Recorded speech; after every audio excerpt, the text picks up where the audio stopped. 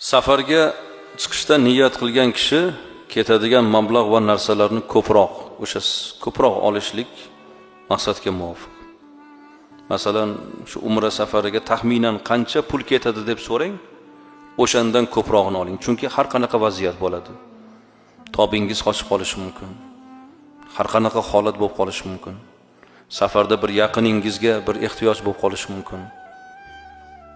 Ehtiyojingizdan oshiqroq olishligingiz mustahab bo'ladi, yaxshi bo'ladi. Chunki har qanday holatni e'tiboridan.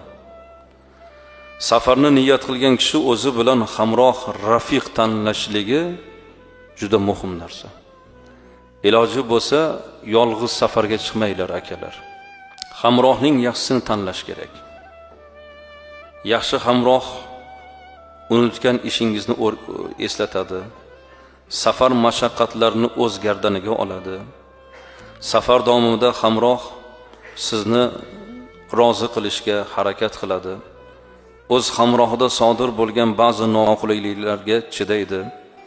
Hamrohimning menda haqqi bor emas, mening hamrohimda haqqi bor deydi haqiqiy hamroh. Siz safarga chiqib bilasiz kimni qandayligini. Yoningizda o'rtoq bo'lib yurib, u yurilaveradi. O'sha do'stingiz bilan bir safarga chiqing, safarda uning asl yuzini siz safarda bilasiz.